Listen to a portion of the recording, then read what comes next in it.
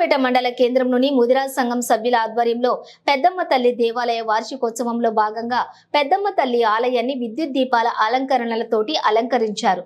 బుధవారం మొదటి రోజున గణపతి పూజ, పుణ్యవచనం, గంగ తెప్పోత్సవం, పెద్దమ్మ వారి ఉత్సవ విగ్రహ ఊరేగింపు కార్యక్రమం నిర్వహించామని ముదిరాజ్ సంఘ సభ్యులు తెలిపారు. ఈ సందర్భంగా వారు మాట్లాడుతూ పెద్దమ్మ తల్లి దేవాలయ వార్షికోత్సవంలో గణపతి పూజ, గంగ తెప్పోత్సవంతో పాటుగా మొదలుకొని అమ్మవారి ఉత్సవ విగ్రహ ఊరేగింపు కార్యక్రమాన్ని కూడా గ్రామంలో పుర వీధుల గుండా డప్పు చప్పుళ్లతోటి మధ్య శోభాయాత్రగా నిర్వహించామన్నారు. ఈ కార్యక్రమానికి గ్రామ ప్రజలు పెద్ద ఎత్తున పాల్గొని అమ్మవారికి మంగళ హారతులతోటి కొబ్బరికాయలు కొట్టి మొక్కులు చెల్లించుకున్నారని తెలియజేశారు.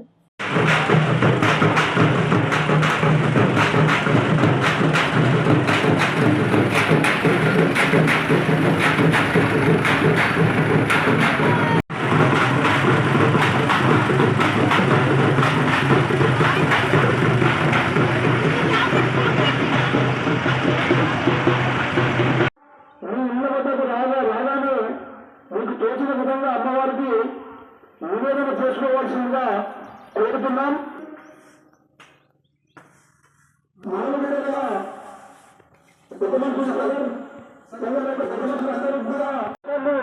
సద్వినియోగం చేసుకోవాల్సిందిగా కోరుతున్నాం.